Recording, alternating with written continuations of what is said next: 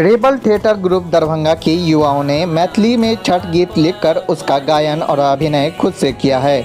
Social media पर इस गीत को लोग बहुत पसंद कर रहे हैं। युवाओं के इस स्टोरी में माऊबिहाट निवासी शिवम झा संडलिया, शिवम पोद्दार, श्रुति झा और सुमन कुमार सहित कई अन्य लोग शामिल हैं। इस छठ गीत का लिंक डिस्क्रिप्शन बॉक्स में हमने डाल दिया है, आप लोग वहां से पूरा वीडियो देख सकते हैं।